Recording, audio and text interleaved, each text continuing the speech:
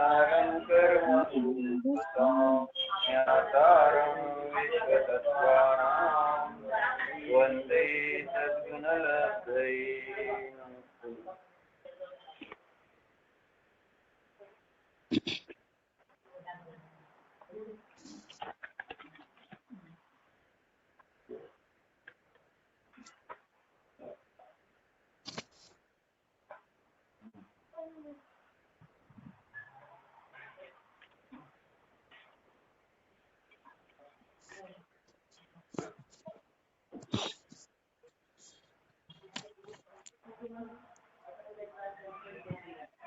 झाले का दोघींचे काय विशेष? फोन झाला, मंगलाचरण झालं, सगळं झालं तरी चालू आहे. घाबरत नाही तुम्ही? ठीक आहे.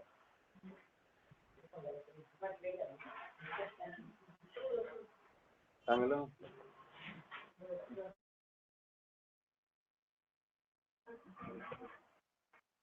मंगलाचरण म्हटलं म्हणजे नंतर आपण बोलायचं नाही, शास्त्र फक्त ऐकायचं असं त्याचा अर्थ. म्हटलं म्हणजे तोंडाने म्हटलं झालं.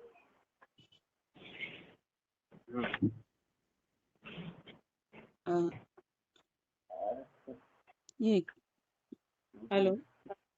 हाँ हाँ, कल वो 205 नंबर का कलश पड़ा था। फिर से एक बार शंका से पढ़ते हैं। हाँ, सर्वार सिद्धि अध्याय 2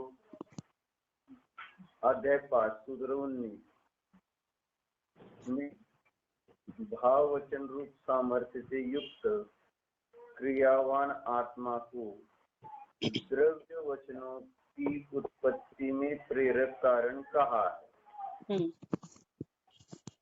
इसी प्रकार सूत्र 17 में धर्म और अधर्म द्रव्य को अप्रेरक कहकर संसारी जीवों और पुद्गलों को प्रेरक स्वीकार किया गया है। इससे मालूम पड़ता है कि उदासीन बाह्य निमित्तों से भिन्न प्रेरक बाह्य निमित्त होते हैं। साथ ही इससे यह भी सिद्ध होता है कि जो बाह्य द्रव्य प्रेरक निमित्त कारण होता है उसी में निमित्त कर्ता व्यवहार होता है। इसलिए उक्त जीव और पुद्गल दोनों को निमित्त कर्ता मानने में आपत्ति नहीं होनी चाहिए।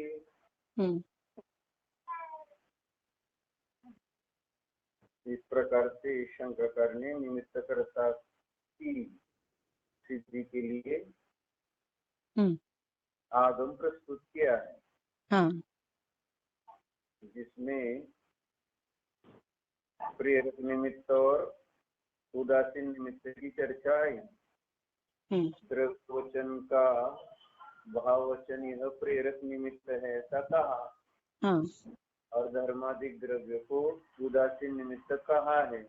इस प्रकार से आगम में प्रेरक और उदासीन दो प्रकार के निमित्तों की चर्चा है। तो फिर यहाँ निमित्त कर्ता मानने में क्या बाधा है? यानी निमित्त को कर्ता स्वीकारने में कोई आपत्ति नहीं है, ऐसे शंकाकार की शंका है। यानी निमित्त कार्य का कारण है ऐसा उसको सिद्ध करना है। निमित्त वैसा यानी प्रेरक निमित्त तो कार्य के कर्ता है ही, उदासीन निमित्त कार्य के कर्ता नहीं देखे जाते। जैसे धर्म अधर्म आकाश काल द्रव्य ये उदासीन निमित्त होने से वे कार्य को करते नहीं, लेकिन जो प्रेरक निमित्त है वे अवश्य कार्य को करते हैं। इसी कारण से दो प्रकार के निमित्तों की चर्चा शास्त्र में आई है ऐसा उसका कहना है। तो समाधान किया पंडित जी ने कि पूर्वोक्त दोनों उल्लेखों में प्रथम उल्लेख तो उक्त प्रकार के जीवों को ध्यान में रखकर ही किया गया है। जो भाव वचन द्रव्य वचन के कर्ता कहे गए उसमें किन जीवों की अपेक्षा से चर्चा की है? तो जो अज्ञानी है उन अज्ञानी जीवों की अपेक्षा से ही तो उनका संकल्प योग और उपयोग है।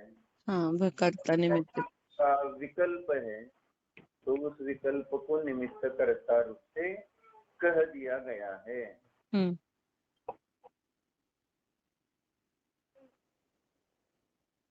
और दूसरे उल्लेख से धर्मादिक द्रव्यों को भले ही अप्रेरक कहा हो, पर उससे यह कहाँ सिद्ध होता है कि अन्य द्रव्यों के कार्यों में उद्गल भी निमित्त करता होता है। यानी धर्मादिक द्रव्य जो है उनको अप्रेरक आगम में कहा है, लेकिन इससे ये सिद्ध नहीं होता कि उद्गल द्रव्य निमित्त करता है करके। यानी उद्गल द्रव्य को निमित्त करता कहते हुए शंकाकार ये कह सकता है ना, कर्म के उदय के निमित्त से ही जीव के अनेक प्रकार के परिणाम देखे जाते हैं। इसलिए जैसा कर्म का उदय है वैसे ही जीव के परिणाम होते हुए देखे जाते हैं। इसलिए उद्गल कर्म का उदय भी निमित्त कर्ता रूप से स्वीकार करने में कोई हानि नहीं है, आपत्ति नहीं। जीव के विकल्प जो है वे अनेक प्रकार के उद्गल कार्य कर सकते हैं, ऐसा उसने तो स्वीकार किया ही है। जैसा जीव विकल्प करेगा वैसा पुद्गल में कार्य बनेगा। लेकिन पुद्गल को भी निमित्त करता किस प्रकार से स्वीकार किया जाए, तो वही 881-82 नंबर की गाथा जो समझदार में आई, जिसमें जीव और पुद्गल दोनों को जीव और कर्म का संबंध बताया ना, निमित्त निमित्त संबंध, कि जीव के परिणामों के निमित्त से कर्मण वर्गणाएं कर्म रूप से परिणाम की, पर कर्म के निमित्त से जीव में परिणाम होते हुए देखे जाते हैं। इस प्रकार से एक दूसरे में वे निमित्त देखे जाते हैं परिणामों। इस अपेक्षा से पुद्गल कर्म के उदय भी जीव के परिणामों के कारण देखे जाते हुए उनको भी यानी पुद्गल को भी निमित्त करता कह सकते हैं।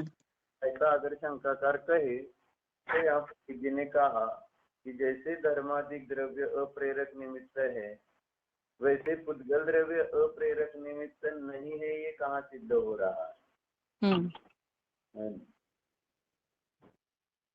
यानी पुद्गल द्रव्य निमित्त करता है ये बात सिद्ध नहीं होती है। प्रथम उल्लेख से तो यही सिद्ध होता है कि अज्ञानी के विकल्प और योग में जो घटादि कार्यों में लौकिक जनों की अपेक्षा निमित्त कर्ता का व्यवहार स्वीकार किया जा सकता है।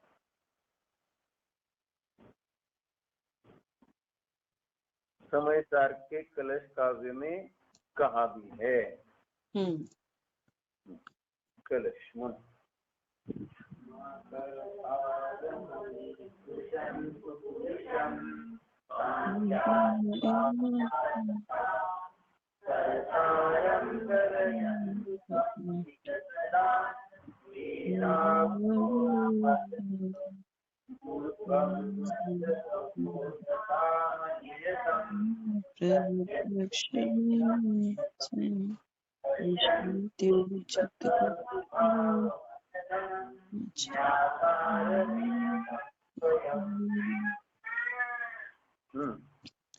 आर्हत जन भी सांख्यों के समान आत्मा को अकर्ता मत मानो।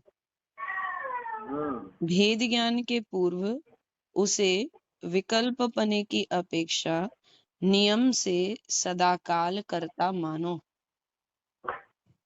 किंतु जो अपने भेद ज्ञान रूपी मंदिर में स्थित है वहां से लेकर उसे प्रत्यक्ष स्वयं पर के कर्तृत्व के विकल्प से मुक्त अचल एक ज्ञाता ही देखो।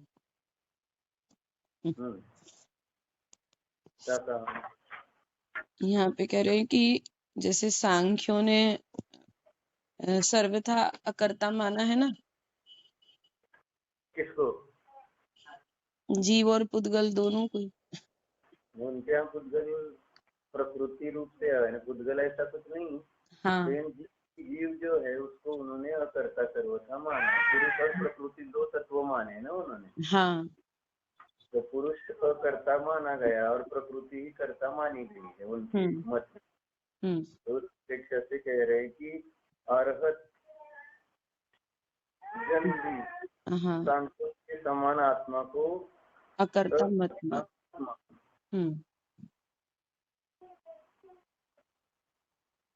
वही अगर सर्वथा अकर्ता मानते हैं तो संसार के अभाव का प्रसंग आता है। और फिर न मानो तो संसार नहीं सिद्ध होता है। हाँ, और संसार सिद्ध नहीं होगा तो फिर मोक्ष की भी सिद्धि नहीं होगी। ठीक है। और फिर यहाँ पे कह रहे हैं कि भेद ज्ञान के पूर्व, माने जब तक स्वानुभव नहीं हुआ है उसके पूर्व उसे विकल्प पने की अपेक्षा नियम से सदाकाल कर्ता मानो, यानी विकल्पों का कर्ता। हाँ।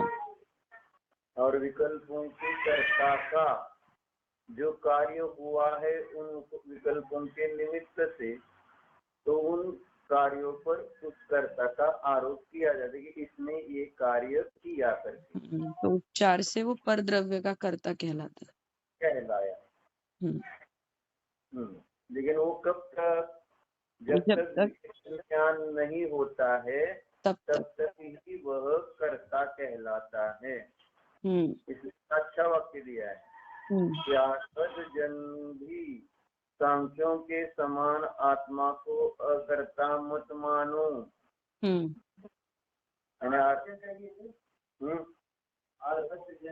अर्हजन में अरिहंत न मानना। ज्ञानी असं नाही जे अरिहंतांना फॉलो करते, अजून ज्ञानी जरा नाही, नंतर सांगणार। पहले तो ये कह रहे कि अरिहंत मत को फॉलो है, जिनके मत में अरिहंत को माना जाता है, अगर वे भी सांख्य के समान जीव को अकर्ता माने तो ये योग्य नहीं है। यानी अरहंत मत वालों को भी जीव को कर्ता स्वीकार करना चाहिए। अब यहाँ प्रश्न आ रहा है कि जीव को कर्ता स्वीकार करना चाहिए, लेकिन किसका? तो यहाँ तो अमृतचंद्र देव कह रहे हैं कि अज्ञान अवस्था में विकल्पों निमित्त कर्ता उसको मानना चाहिए। विकल्पों का कर्ता तो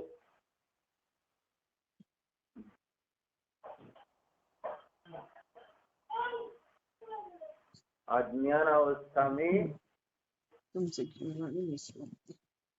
भेद ज्ञान के पूर्व उसे विकल्प पने की अपेक्षा से नियम से सदाकाल कर्ता मान।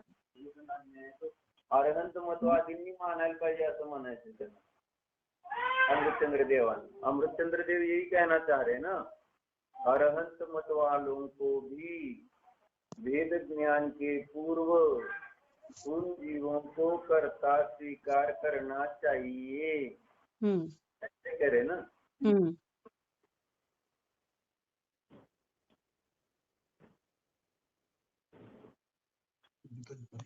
यानी अज्ञानी नियम से करता है, अज्ञानी की और कर्तापने की व्याप्ति है,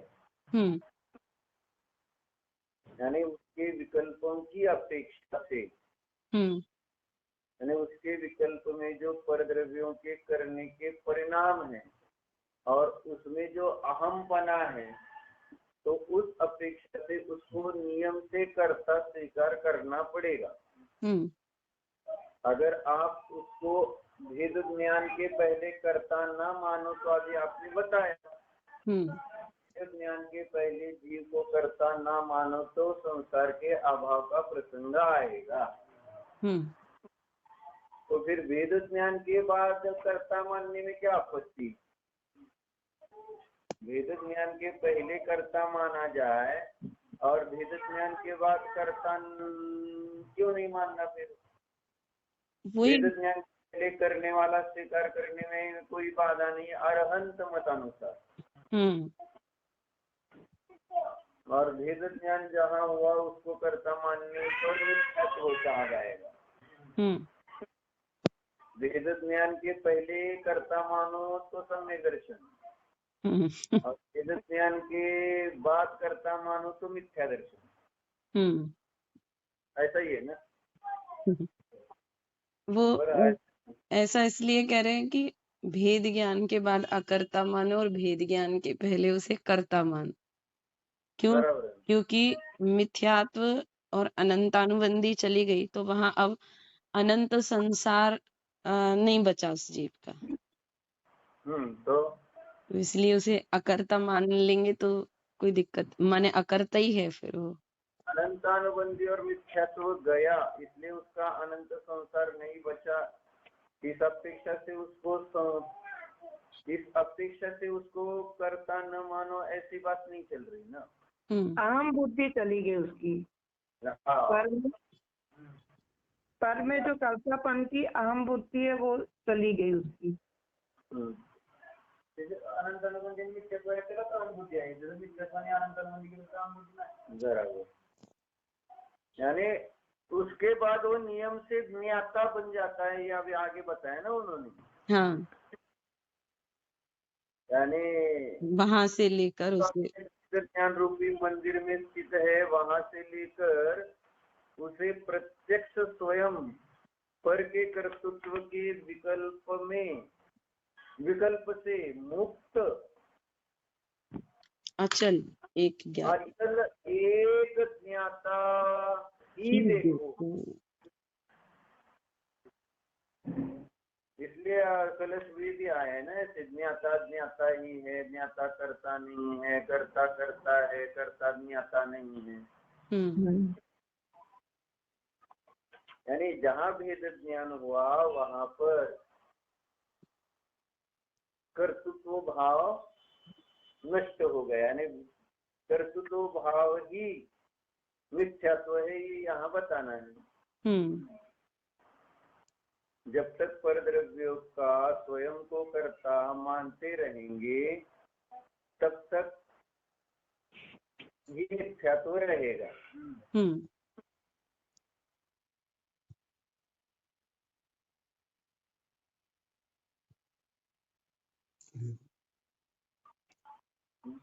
हेलो। हाँ, मैंने सोचा कट हो गया।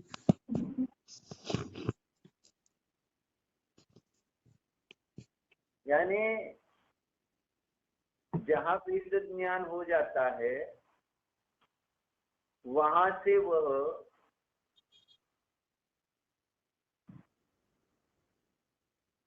जो जब तक उसके विकल्प है, विकल्प दशा है, विकल्प भी हो रहे हैं, लेकिन उन विकल्पों का भी वह करता नहीं रहता, ज्ञाता हो जाता है। और इसीलिए तो आचार्य ने आश्रय और आत्मा के अंतर को जानने वाले को ज्ञानी कहा, और आश्रय और आत्मा के अंतर को न जानने वाले को अज्ञानी कहा। यानी अज्ञानी कर्ता किसको है? परद्रव्य को तो करता ही नहीं है। अज्ञानी कर करके करेगा क्या? तो विकल्प करेगा, और उन विकल्पों का करता है, क्योंकि विकल्प माने आश्रय। तो अज्ञानी का कर्ता कर्म संबंध आश्रय के साथ है। अज्ञानी जीव करता और आश्रय भाव उसका कर्म।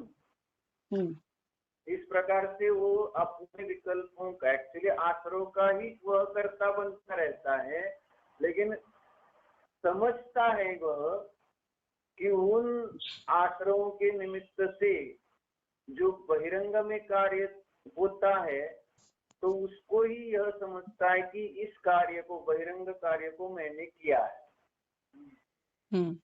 किया किसको?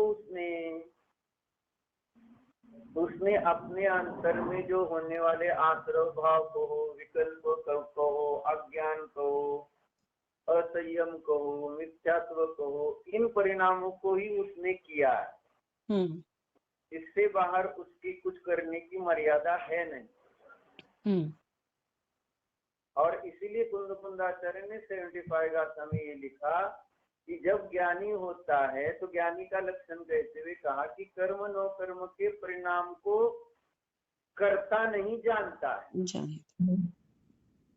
यानी ज्ञानी होने के बाद भी उसके कर्म नो कर्म परिणाम देखे जाते हैं। उसके निमित्त से, ज्ञानी के निमित्त से भी कर्म और नो कर्म के परिणाम देखे जाते हैं।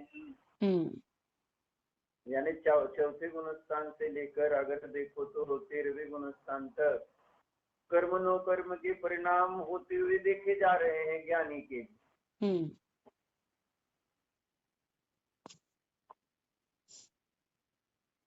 लेकिन अब उन कर्मों और नो कर्मों का भेद ज्ञान के निमित्त से वह कर्ता नहीं रहता, ज्ञाता बन जाता है। यानी जानता है ना अंतर क्यों कर्ता बनता है वो। आश्रव भाव का कहो, शरीर का कहो, कर्म का कहो या संयोगों का कहो, क्यों कर्ता अपने को मानता है? क्योंकि भेद नहीं कर पाता इसलिए करता होता है। और भेद आत्मा को नहीं जानता इसलिए वो करता होता है। क्या? आत्मा को नहीं जानता है ना, आत्मा को उसने वो माना हुआ है। अरे आत्मा का अस्तित्व ही समझता नहीं ये कहो, या आत्मा ही उसको समझता है ऐसा कहो। दोनों बातें संभव है, क्योंकि आत्मा नाम की चीज ही पता नहीं है। इसलिए चार्वाक जैसे आत्मा को पृथ्वी जल अग्नि वायु का जो संबंध बन जाता है तो आत्मा की उत्पत्ति होती है, इस प्रकार से कल्पना से जीव को मानता है। ऐसे ही अज्ञानी जीव अनेक प्रकार की कल्पनाएं करके ही जीव को समझता रहता है। यानी जहाँ पर उसको एकत्व, ममत्व, अपनापन देखा जाता है वहीं पर उसको मैं की अनुभूति आती रहती है। और इस कारण से उसके निमित्त से फिर वे सारे कषाय बनते हुए देखे जाते हैं। जहाँ उसने अपने मैं को रखा है, उस मैं को किसी ने कुछ कर दिया अच्छा या बुरा तो उसके निमित्त से राग और द्वेष बनते हैं। जैसे मैं धन मेरा धन, मैं शरीर मेरा शरीर, मैं परिवार मेरा परिवार, यानी अंतर ही नहीं। मैं पाप मैं पुण्य, मेरा पाप मेरा पुण्य, या कहो फिर मैं राग मैं द्वेष, मेरा राग मेरा द्वेष। इसलिए तो 19 नंबर की गाथा बताई। ज्ञानी मुझे कहते हैं क्या है 19 नंबर की गाथा? अकम में नोकम मम यह अहमिति अहकम च कम मनोकम मम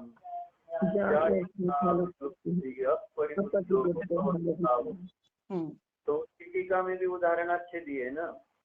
यानी किस प्रकार से अज्ञानी जीव कर्म और नो कर्म में अहम और मम करता है। तो दृष्टांत क्या दिया है वहां पर? इसका उद्गल का दिया है शायद। उद्गल के स्पर्श रस गंध वर्ण। हाँ, जैसे स्पर्श रस है ना।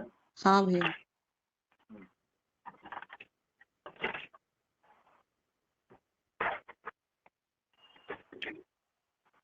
घट की अपेक्षा से दिया है।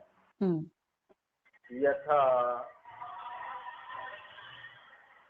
स्पर्श रस गंध वर्णादि भावेषु पृथुबुध्नोदरादि आकार परिणत उद्गल स्कंदेषु घटः अयम् इति घटे च स्पर्श रस गंध वर्णादि भावाः ऋतुबुध्नोदरादि आकार परिणत उद्गल स्कंदाः च अमि इति वस्तु अभेदेन अनुभूतिः तथा कर्मणि मोहादिषु अंतरंगेषु नो कर्मणि शरीरादिषु बहिरंगेषु च आत्मतिरस्कारीषु उद्गल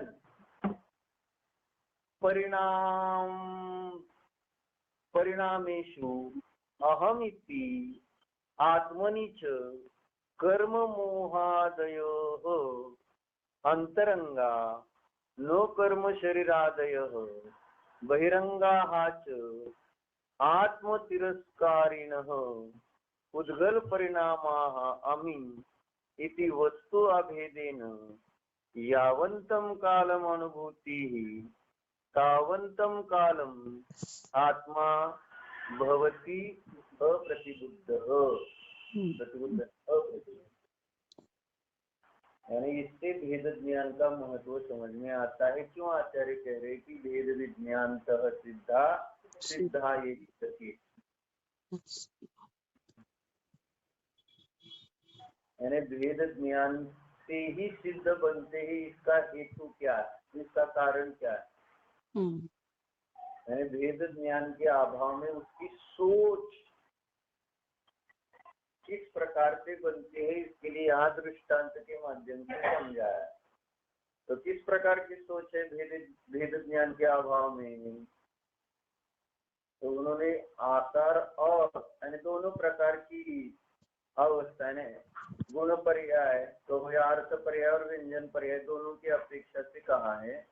तो कहा क्या, जिस प्रकार स्पर्श रस गंध वर्णादि भावेशु, क्या कह रहे हैं, स्पर्श रस गंध वर्णादि भावों में और पृथुबुद्धोदर आदि आकार परिणत पुद्गल स्कंदेशु, जो पुद्गल स्कंद है उसका जो पृथुबुद्धोदर आकार, जो घट का जो विशिष्ट आकार है, उसमें घट अयम इति, यह घट है, यानी स्पर्श रस गंध वर्ण वाला और पृथुबुद्धोदर आकार वाला घट होता है। तो उसमें भेद नहीं है, यानी वो स्पर्श रस गंध वर्ण उस घट रूप है और वो पृथुबुद्धोदर आकार भी घट रूप ही है ना। घटे आयम घटम च स्पर्श रस गंध वर्णादि भावाः पृथुबुद्धोदर आदि आकार परिणत पुद्गल स्कंदाः च अमी इति वस्तु अभेदे, यानी उसमें भेद किंचित भी नहीं है। जैसे वही तो कहा ना कि उस घट से उस घट का आकार पृथक करके दे दो बोलो तो नहीं मिलेगा। या जिस चीज को हम आम खरीदने गए बाजार में तो केवल उस आम में से मुझे रस दे दो ऐसा कहो तो नहीं मिलेगा। यानी विशिष्ट एक हम उस गुण या उस विशिष्ट व्यंजन पर्याय आकार उसको उससे पृथक करके मांगो तो नहीं मिल सकता है। यानी वो अभेद है, ये प्रतीति में, यानी ये समझना है इसमें। स्पर्श रस गंध वर्ण और जो पृथुबुद्धोदर आकार है वह उस घट से भिन्न नहीं है, वो अभेद है। तो जिस प्रकार से ये अभेद है उसी प्रकार से अज्ञानी की बुद्धि कैसे है ये आगे बता रहे हैं, है ना। वस्तु अभेदे अनुभूति ही तथा, उसी प्रकार कर्मणि मोहादिषु अंतरंगेषु नो कर्मणि शरीरादिषु बहिरंगेषु, जिस प्रकार ये है अंतरंग और बहिरंग उस घट के गुण और आकार उस घट से अभेद, ऐसे ही अज्ञानी जीव क्या कर रहा है, जो कर्म माने यहाँ मोहादि जो अंतरंग परिणाम है और जो नो कर्म जो है वो क्या है, तो शरीर बहिरंग में जो नो कर्म माने शरीर आदि। और ये कैसे है, आत्म तिरस्कारीषु, आत्मा का तिरस्कार करने वाले परिणाम है, कर्म और नो कर्म, यानी आत्मा से अत्यंत भिन्न है। वैसे तो आत्मा का इससे संबंध नहीं, आत्मा का तिरस्कार शब्द से ही भाव पकड़ना है। आत्म तिरस्कारेषु पुद्गल परिणामेषु, और किसके परिणाम है कर्म और नो कर्म? पुद्गल, आत्मा का तिरस्कार करने वाले और पुद्गल के परिणाम ऐसे कर्म और नो कर्म है ना, उनमें अहमिति आत्मनि च, उसमें क्या कर रहा है? अहम, यानी जैसे स्पर्श रस गंध वर्ण उस घट से अभेद रूप है, ऐसे मोहादिक भावों को अभेद रूप से अनुभवता हुआ फिर उसको उसका वह कर्ता क्यों नहीं कहलाएगा? यानी क्यों कर्ता कहलाता है उसका? अब ज्ञानी में भी राग है, ज्ञानी के ही प्रदेश में है, आत्मा के प्रदेश में है। अब इससे वो उत्तर मिलता है कि आचार्य प्रदेश भिन्न क्यों कहते हैं। यानी ज्ञानी के उन मोहादिक परिणामों में, क्रोधादिक परिणामों में भेद ज्ञान होने के कारण, कर्तृत्व बुद्धि छूटने के कारण, अब वे जो मोहादिक या क्रोधादिक परिणाम है वे उससे उतनी भिन्न है जितना कुंभकार से घट भिन्न है। ऐसे एक उसकी एकदम, यानी जो बोलते प्रज्ञा से एक स्पष्ट अंतर, स्पष्ट अंतर के लिए आचरण लिखा उपयोग में है और क्रोध में है। और उनके प्रदेश भिन्न है, प्रदेश भिन्न होते नहीं। क्रोध के प्रदेश और उपयोग के प्रदेश भिन्न हो सकते हैं क्या? वैसे तो क्रोध आत्मा की असंख्यात प्रदेश में उत्पन्न होता है। प्रदेश भिन्नता कहने का अभिप्राय, इसलिए अभिप्राय पकड़ना होगा। यहाँ समझदार में यत्र तत्र सर्वत्र जब कर्म नो कर्म मोह राग द्वेष की बात आई है तो उसको पुद्गल की ही अपेक्षा से कहा गया है। यानी कर्म नो कर्म को जीव का यहाँ पर माना ही नहीं है। इससे पुद्गल के परिणाम जो हम 50 से 55 गाथा देखो या 44 नंबर की गाथा देखो या 45 नंबर की गाथा देखो, या ये सारी इन गाथाओं में बार बार अभी भी यहाँ पर भी देखते हैं तो यहाँ पर भी वही लिखा है, आत्म तिरस्कारेषु पुद्गल परिणामेषु, यही शब्द यहाँ पर भी प्रयोग में लिया है। यानी कर्म नो कर्म जीव, कर्म नो कर्म ही जीव के परिणाम स्वीकार ही नहीं किए है कुंदाचार्य।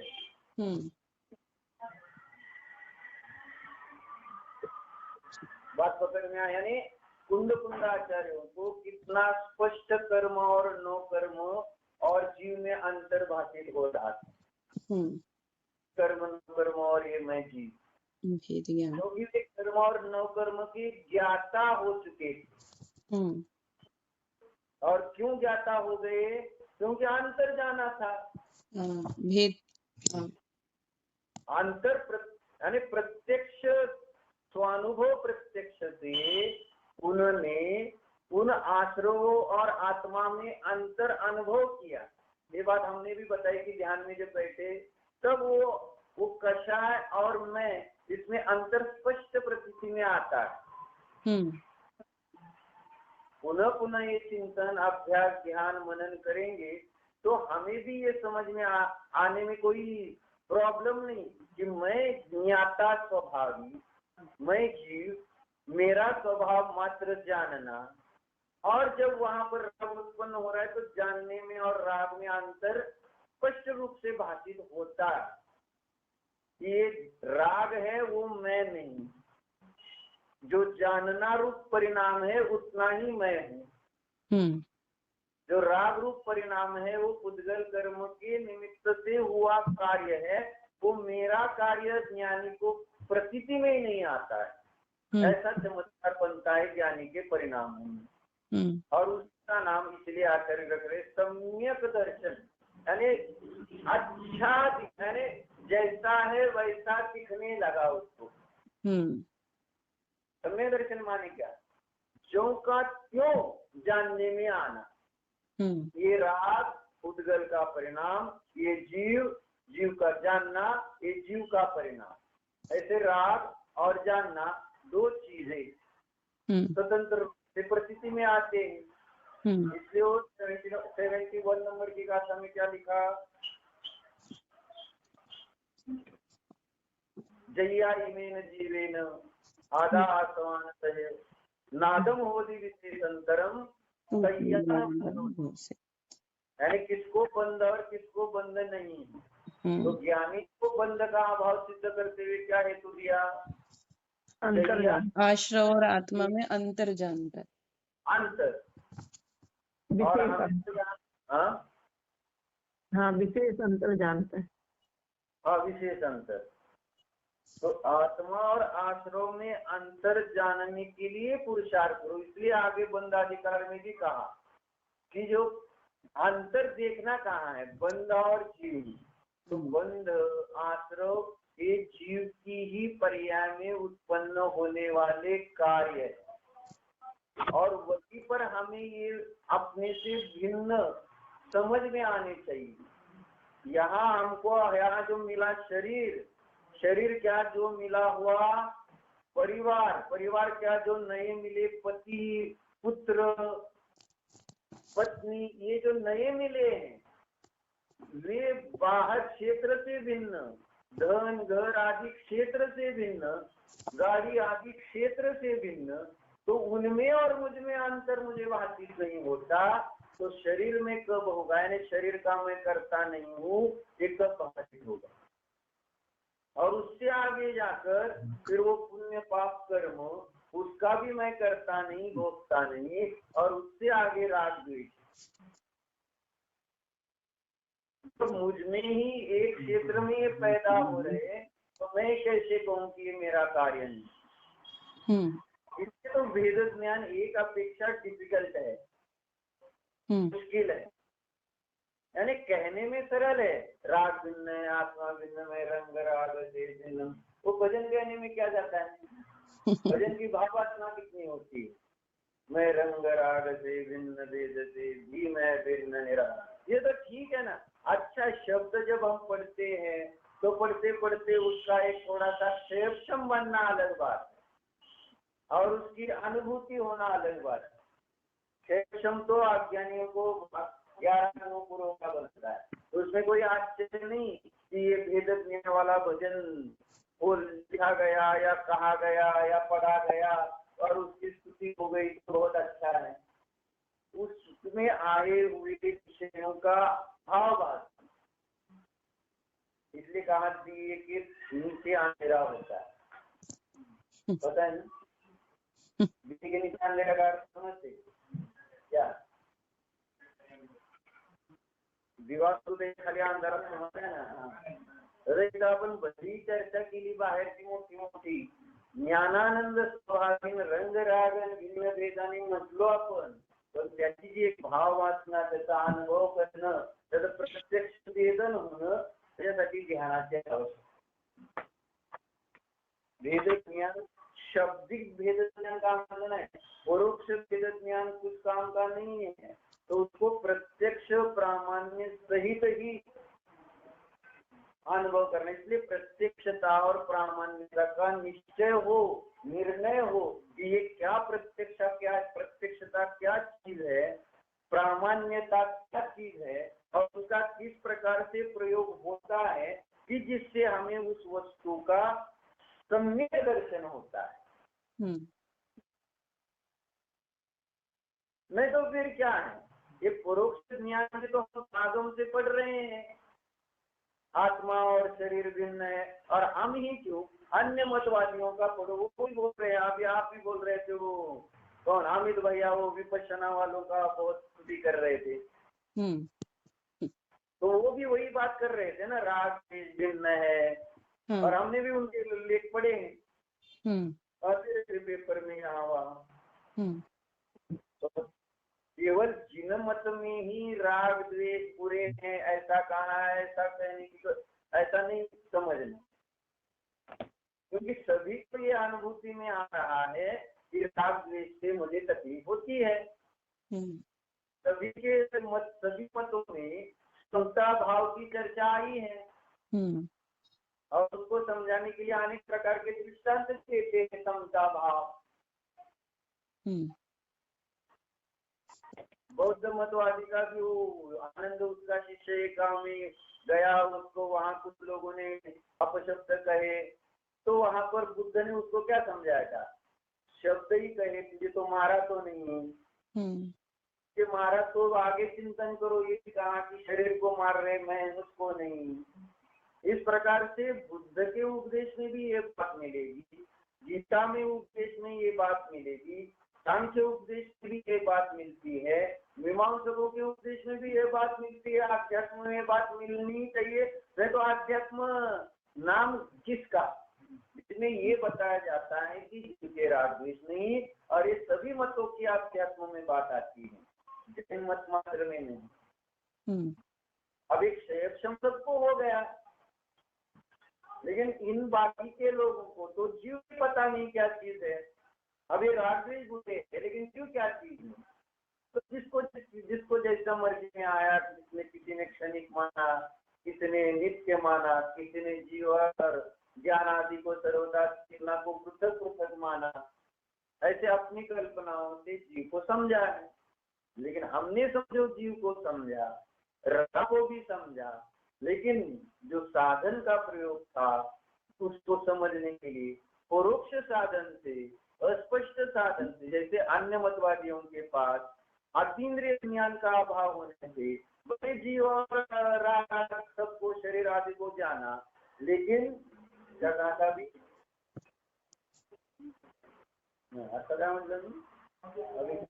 अतीन्द्रिय ज्ञान का अभाव में वो इंद्रिय ज्ञान से ही आत्मा और शरीर में अंतर देख रहे हैं, और इंद्रिय ज्ञान से आत्मा और शरीर में अंतर देखने के कारण, है ना, अब वो पर इंद्रिय ज्ञान माने शास्त्र पढ़कर, ऐसा समझो थोड़ी देर के लिए, या दूसरी अपेक्षा से युक्तियों से, यानी मन से, इंद्रिय और मन के द्वारा द्रव्य श्रुत और भाव श्रुत नहीं, द्रव्य श्रुत में भी एक इंद्रियों का प्रयोग करके और एक मन का प्रयोग, तो इंद्रिय और मन के प्रयोग के द्वारा वो आध्यात्म को समझने का प्रयास करते हुए भी ध्यान करते हैं, लेकिन उनको समय दर्शन नहीं हो पाता, क्योंकि इसलिए ध्यान का लक्षण समझना जरूरी है। ध्यान सब कहते हैं, ध्यान और करते भी बहुत सारे लोग हैं, लेकिन ध्यान का लक्षण ही पता नहीं है किसी को। और इसलिए अन्य लोगों ने तो ध्यान की तो ठीक है, लेकिन हमारे लोग ध्यान को न समझते हुए बस किसी ने कुछ गलत चीज ध्यान किया तो सब ध्यान गलत, ऐसा कहने, जिनमत भी ध्यान गलत पद्धति से कर रहे होंगे कोई, लेकिन उनकी ध्यान पद्धति गलत होने से सबकी ध्यान पद्धति गलत है, ऐसा अगर मानो तो वो भी गलत है। ध्यान आचार्य सब जगह प्रवचनकार पढ़ो,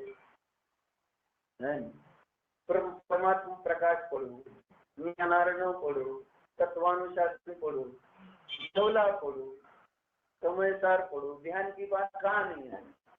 लेकिन ध्यान का तो पता ना हो, ध्यान की चर्चा प्रवचनकार में आई कि नहीं? कौन सी बात? 194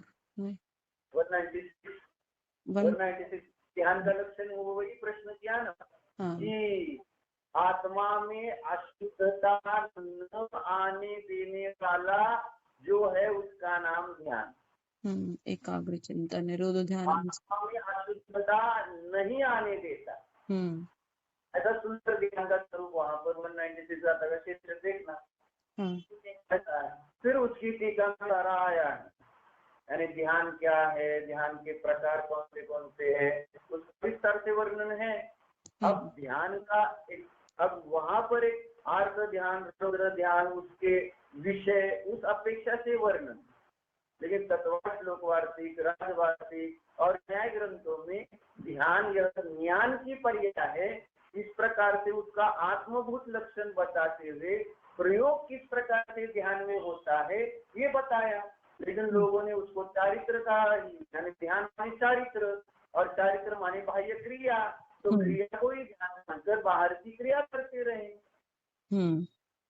इसलिए ध्यान का समीचीन लक्षण है प्रत्यक्ष प्रामाण्य सहित निज ध्रुव शुद्ध आत्मा का अनुभव, उसका नाम है ध्यान। और इसके अभाव में हमने कितनी भी चर्चा ये की कि शरीर, राग आदि इस आत्मा से भिन्न है, तो वो सारा परोक्ष ज्ञान, शैक्षणिक ज्ञान उससे संवेदन होता नहीं। संवेदन होता है परोक्ष ज्ञान। परोक्ष क्या है, प्रत्यक्ष क्या है, उसमें प्रामाण्य क्या है, अप्रामाण्य क्या है, इन बातों का सम्यक ज्ञान करके आगे उसका प्रयोग करना। ये पढ़ने के लिए नहीं, प्रयोग करने के लिए। और वो प्रयोग जो करते हैं तो उनको उनकी कर्तृत्व बुद्धि नष्ट, क्योंकि वो समझ के उसको प्रत्यक्ष वेदन होता है, अनुभव आता है।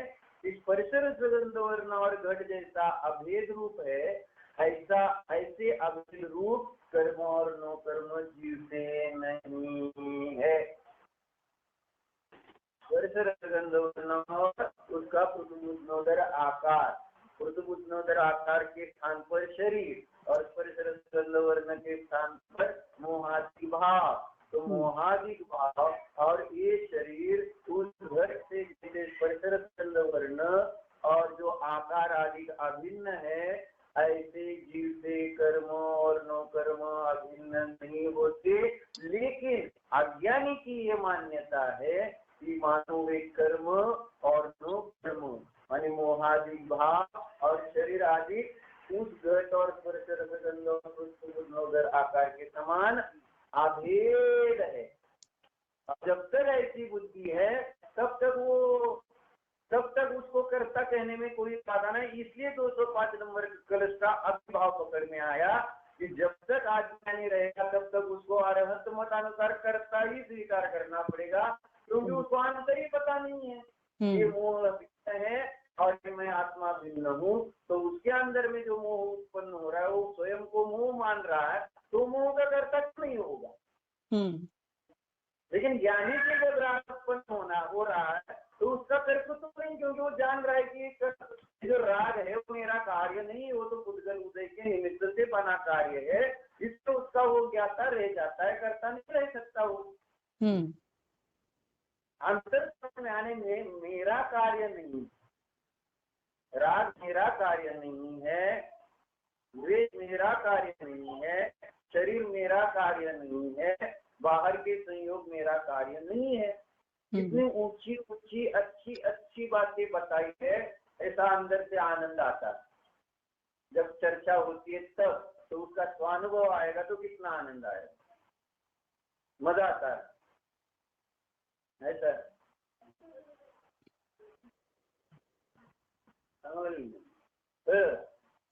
क्या कह रहे थे यहाँ कि आत्म तिरस्कार करने वाले है ना, उद्गल परिणाम, आत्म तिरस्कारीषु उद्गल परिणामेषु अहम इति आत्मनि च कर्म मोहादय अंतरंगा नो कर्म शरीरादय बहिरंगा च आत्म तिरस्कारिणः उद्गल परिणामा आम्ही एक उद्गल परिणाम इति वस्तु अभेदेन, इस प्रकार अभेद रूप से कर्म और कर्म को किस प्रकार से अभेद रूप से अज्ञानी अनुभव करता रहता है।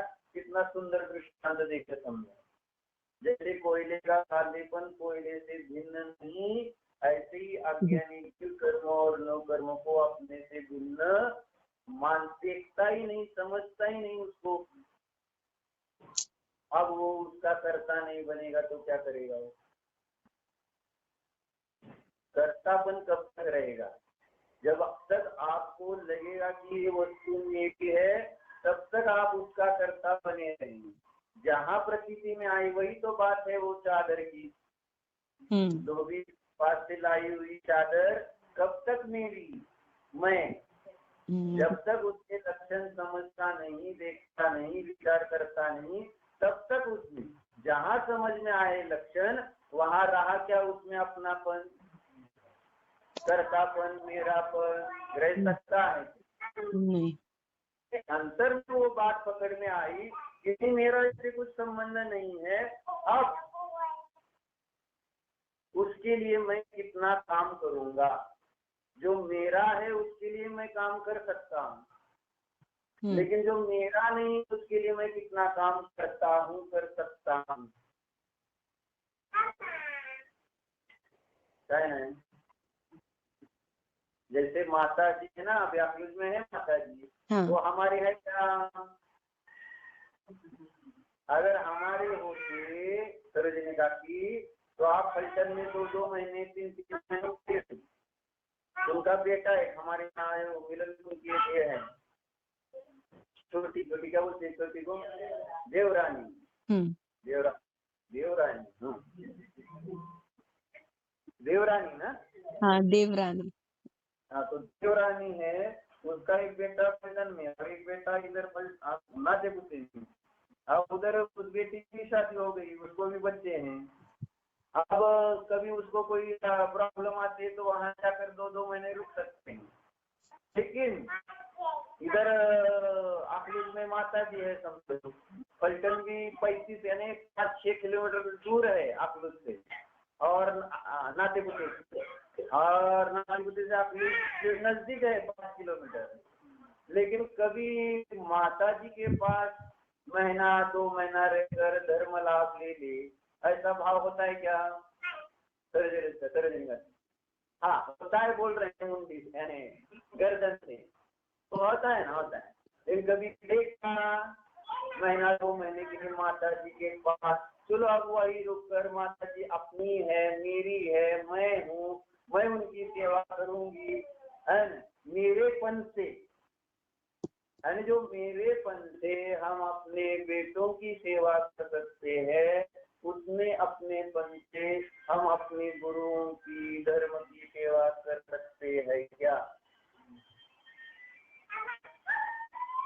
कर सकते हैं क्या? कर सकते हैं। अंतर समझ में आता है। कर्तृत्व बुद्धि वहां आई, यानी मुझे करना पड़ेगा। जिसमें मेरापन है वहां पर करने की भावना बनती है, लेकिन जिसमें मेरापन है उसमें करे या ना करे, उसमें कोई ऐसा भाव अंदर से नहीं आता, नहीं मुझे करना ही चाहिए। इसलिए सम्यक दर्शन में अपनेपन है ना, सम्यक दर्शन का महत्व बताया कि अपनापन, अपने में जब अपनापन होगा फिर अन्य तोपर्यंत काय नुसतं मग गप्पा मारून देतो, त्यासाठी काय करावं लागतंय? ध्यानच करावं। मग आपले आणि पर कोण कळायला, आपलं कोण?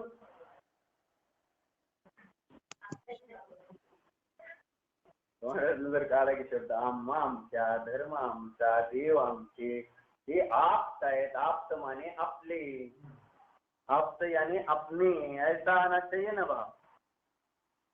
लेकिन आप्त शब्द का अर्थ अपना होता हुआ भी उसमें अपनापन नहीं है। आप्त माने सगे, तो सगापन किसमें? प्रणीता जी, ऋतु जी में ज्यादा सगापन है कि भगवान में है कि अनुराग जी में? नहीं आप सच बताना, किसमें अपनापन है? यानी ऋतु जी को दुख हो रहा तो मानो आपको दुख हो रहा था, इसलिए आपके मुंह से बार बार उनकी तकलीफ संबंधी बात आ रही। भगवान को कितनी तकलीफ हो रही, लेकिन एक बार भी आपने बताया नहीं कि भगवान को एक तकलीफ है। भगवान को तकलीफ होती है कि नहीं? आज सुबह भी आया था, भगवान को तकलीफ होती है क्या? नहीं, 18 दोषों से रहे थे। क्या बोल रहे हो? भगवान को तकलीफ नहीं होती तो फिर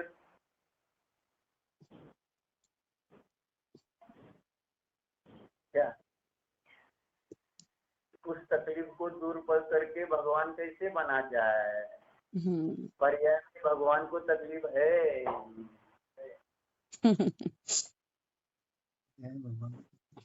उपचार करना पड़ेगा ना।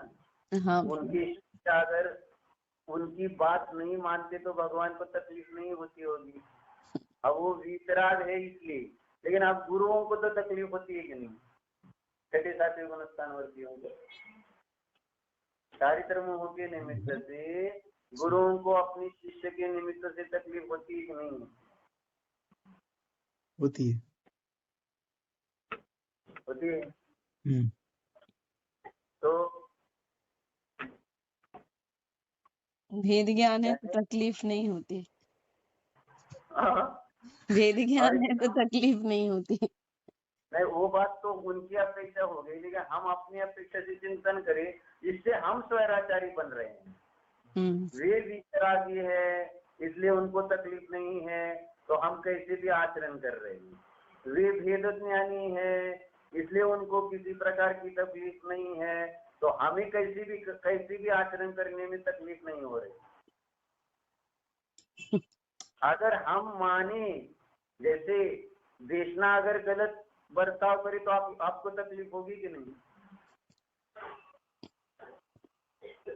क्यों? हाँ भैया। हाँ नहीं होगी, क्योंकि अब भेद ज्ञान हो गया है। अच्छा। कहो पर मानो मत।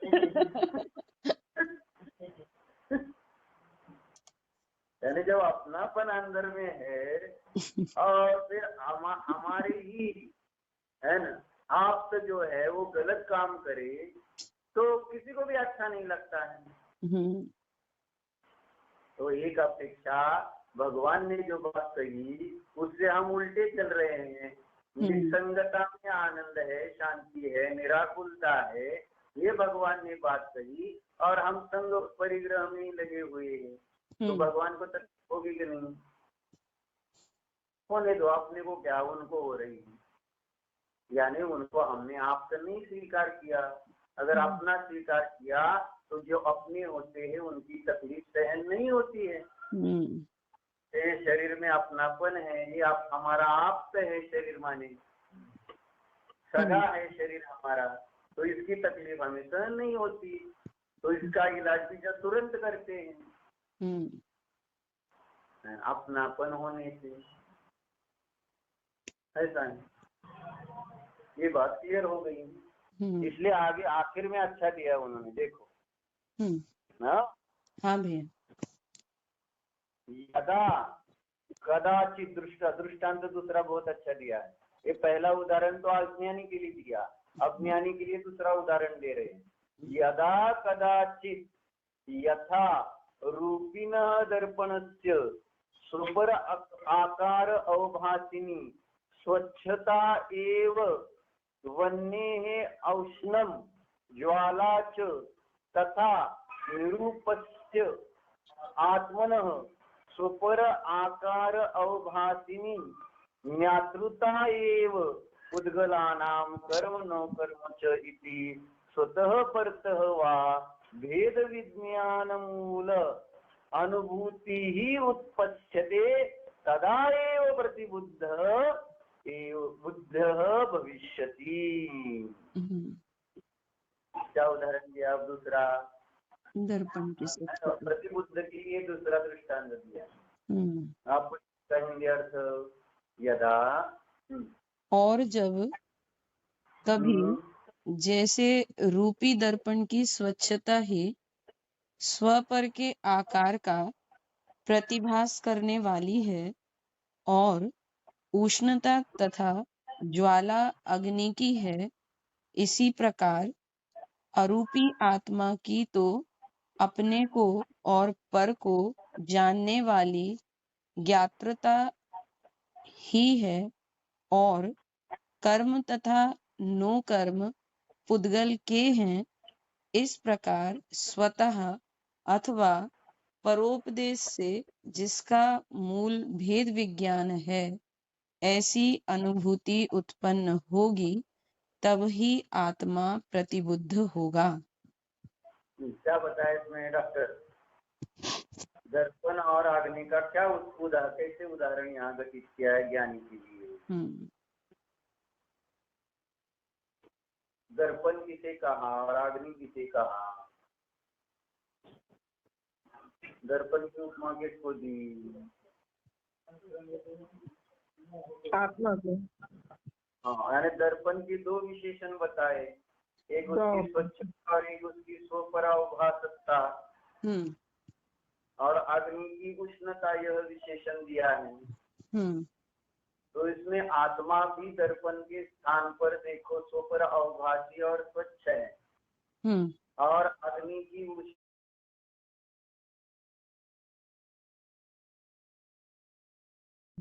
प्रतिबिंब कैसे है अग्नि का? दर्पण में अभेद, जितना जैसे घट का स्पर्श रसगंध वर्ण घट से अभेद, ऐसी ही उस आईने में अग्नि अभेद प्रतीति में आ रही, लेकिन है नहीं। अंतर है कर्ता और ज्ञाता में। भेद ज्ञान के बाद ये अंतर पड़ जाता है। यानी भेद ज्ञान के अभाव में घट और स्पर्श रसगंध वर्ण जिसे अभेद दिखता है, ऐसी कर्मणों कर्म और आत्मा को अभेद अनुभवता हुआ उसका कर्ता बनता है, और जहाँ भेद ज्ञान हुआ कर्ता बन ही नहीं पाएगा वो, क्योंकि वो आईने के समान जानता है मैं तो सुपर प्रकाशी हूँ। कर्म नो कर्म बस झलक रहे हैं, मैं उनको करने वाला नहीं हूँ, न मेरे है न मैं हूँ। इस प्रकार से वो ज्ञानी बन जाता है। इसलिए अरिहंत मनो 205 नंबर का कलश का अभिप्राय ये रहा कि अरिहंत मत में सांख्यों के समान आत्मा को अकर्ता नहीं माना है। अब इसके दो अर्थ हैं, है ना? उन्होंने स्वभाव की अपेक्षा से यह कर्ता माना है, हमने स्यात् कर्ता और स्यात् अकर्ता माना है, हमने द्रव्य पर्याय की अपेक्षा। लेकिन यहाँ अध्यात्म की विवक्षा है। तो अध्यात्म की विवक्षा में उन्होंने ये कहा कि अज्ञान अवस्था में करता है और ज्ञान अवस्था में अकर्ता है। ऐसे कर्ता और अकर्ता का डेफिनेशन बदल गया है अध्यात्म। हाँ, इसलिए अध्यात्म भाषा में आत्मा सदैव अकर्ता है। जहाँ वेद ज्ञान वहाँ अकर्ता हो, और अभेद दृष्टि से देखो तो अकर्तापन यानी ज्ञातापन आएंगे। ऐसा ठीक है। बाकी और आगम अपेक्षा से देखेंगे तो चाहे ज्ञानी हो चाहे अज्ञानी, स्यात् कर्ता और स्यात् अकर्ता। हाँ, यानी द्रव्य गुण पर्यात्मक द्रव्य उत्पाद में द्रव्यात्मक देखो तो हाँ।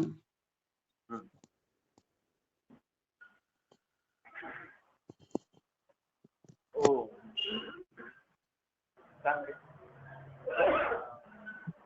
किन दिशा यहाँ मैं ज्ञानानंद स्वरूप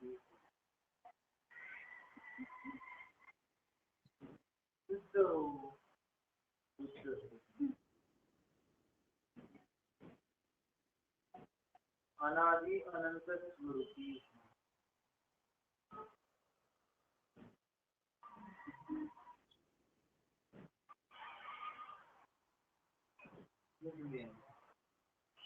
दिव्य कर्म भाव कर्म नो कर्मादि नहीं है।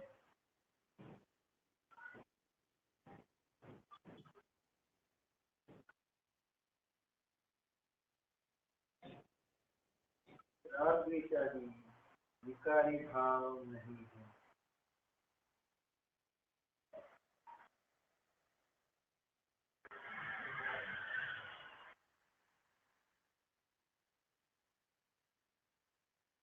मैं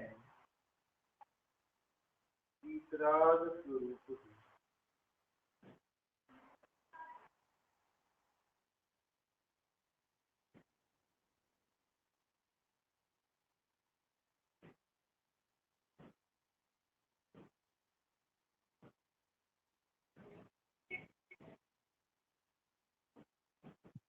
शरीरादि परद्रव्य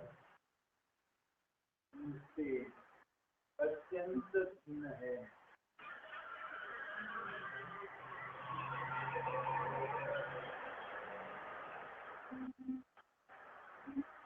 रात्रिकादि भाव भी उससे अत्यंत भिन्न है।